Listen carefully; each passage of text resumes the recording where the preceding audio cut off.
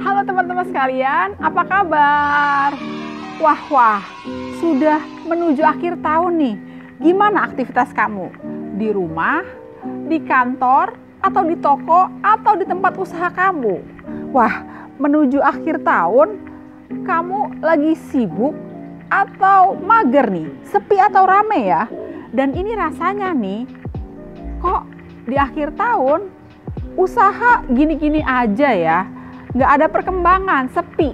Kira-kira apa karena faktor cuaca, atau faktor lokasi, atau faktor X lainnya ya teman-teman sekalian? Eits, tunggu dulu. Sebelum lanjut, jangan lupa ya, like, share, dan subscribe. Lihat nih, saya baru baca cerita di TikTok. Kasian ya, ada mobil tertimpa pohon besar saat sedang melintas di jalan. Padahal mobilnya lagi nggak ngebut ataupun juga nggak nabrak, tapi malah ketiban pohon.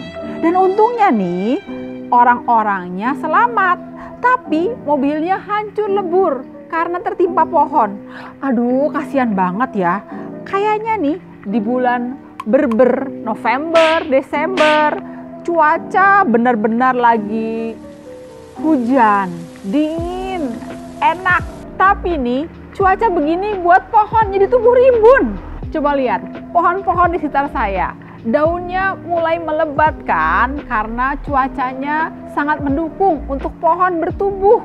Dan akibatnya emang sih enaknya adem, tapi kalau daunnya terlalu banyak jadi buat aura gelap nih teman-teman sekalian. Pernah dengar kan cerita tentang pohon besar di depan sebuah bangunan yang menghalangi rejeki? Oh iya, kok bisa sih pohon besar menghalangi rejeki? Gimana ceritanya nih? Saya cerita ya, ada cerita nih dari sahabat saya yang kemarin saya lakukan site visit. Jadi gini ceritanya ya. Sahabat saya ini bertanya, kenapa sih kok tokonya sepi banget? Padahal segala macam upaya untuk promosi dan kerja keras sudah dilakukan. Apa yang salah dengan lokasi toko ini? Dan tahu nggak, pada saat saya ngecek lokasi, ternyata dong di depan bangunan tersebut ada pohon yang sangat besar sekali. Dan saya tebak sih, kelihatannya usianya pun juga sudah tua, lebih dari 50 tahun. Gimana taunya? Dari batang pohonnya. Batang pohonnya sudah agak rapuh nih teman-teman sekalian. Apakah karena pohon ini ya, jadi usahanya nggak terlalu rame? Dan jangan lupa teman-teman sekalian, memang benar sih, pohon besar ini secara feng shui kurang baik. Jangan lupa, ingat buku ini nih. Tahu nggak sih teman-teman sekalian, jadi pohon yang besar itu ibaratnya makhluk yang berbadan besar. Tahu dong, kalau kita berada di sebelah kita orang yang badannya besar, akibatnya apa? Jadi kita berasa agak-agak sedikit gerah, panas, dan kurang nyaman. Karena makhluk yang berbadan besar tersebut auranya lebih kuat daripada kita. Dan biasanya nih pohon yang besar itu cenderung yin atau dingin. Dan jangan-jangan nih, kalau pohonnya besar, rimbun, dan usianya sudah tua, biasanya juga banyak penghuninya sih. Penghuni makhluk-makhluk yang asing gitu maksud saya. Jadi, kalau kebetulan pohon tersebut terletak di sebuah bangunan, maka aura bangunan beserta penghuninya akan tertutup dengan aura pohon besar tersebut. Apalagi kalau pohon tersebut besar sekali. Dan akibatnya kalau kamu punya usaha, di dekatnya ada pohon besar, jadinya usahanya nggak kelihatan, kurang menarik, ataupun juga kurang bergairah. Demikian juga dengan rumah. Rumah kalau di depannya ada pohon yang rimbun dan besar, penghuninya jadi malas nih. Dan teman-teman tahu nggak bahwa pohon besar ini secara feng shui auranya membuat masalah bagi bangunan dan penghuninya. Jadi menurut saya sih sebaiknya pohon ini yang berbadan besar atau pohon besar yang rimbun, yang biasanya kamu bilang teduh, harus ditebang. Diganti dengan tanaman yang baru tentunya. Supaya rezeki dari bangunan ini tidak terhalang pohon. Apalagi kalau pohon ini terletak persis di depan toko kalian atau persis di depan kantor kalian. Hati-hati ya, aura dari usaha kalian bisa cenderung gelap, bermasalah dan gak kelihatan nih. Tapi masalahnya kalau pohonnya besar, udah lama, ibaratnya orang sudah nyaman di lokasi tersebut, agak susah nih untuk ngusirnya atau agak susah untuk menebangnya nih. Jadi harus gimana dong? Pokoknya prinsipnya kamu pelan-pelan harus mengurangi pohon tersebut.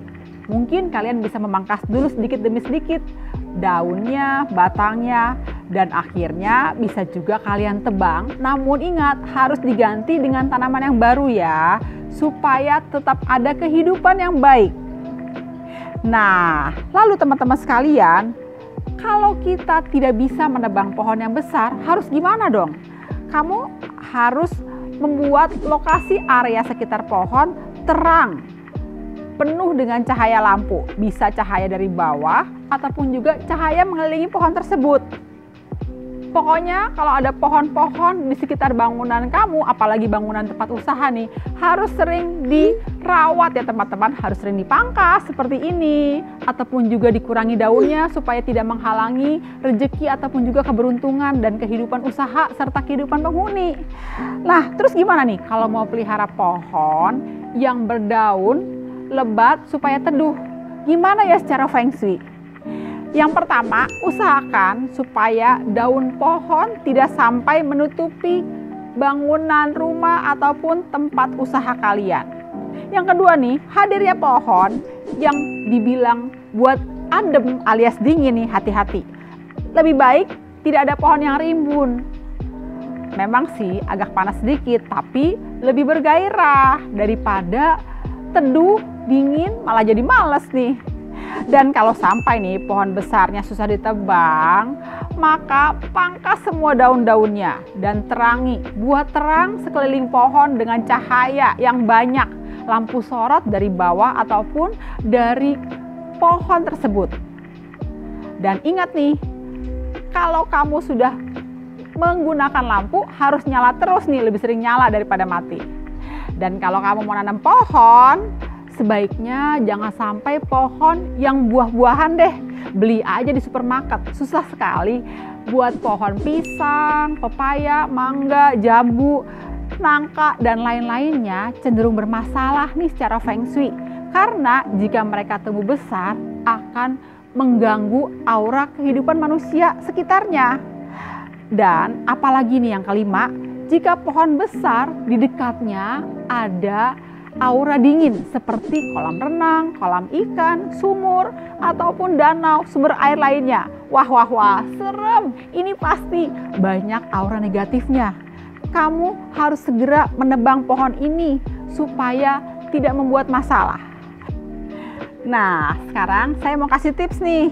Kira-kira pohon apa ya yang baik secara feng shui? Yang pertama, pohon yang tidak berduri ataupun juga berbentuk tajam seperti pohon kelapa, pohon palem, dan lain-lain sebagainya. Yang kedua, pohon bunga-bungaan indah secara feng shui boleh ditanam. Yang ketiga, jangan menanam pohon buah-buahan yang rimbun dan berdaun lebat, akibatnya menghalangi kehidupan penghuni rumah. Dan ingat, harus selalu memangkas pohon-pohon yang berpeluang tumbuh tinggi dan besar.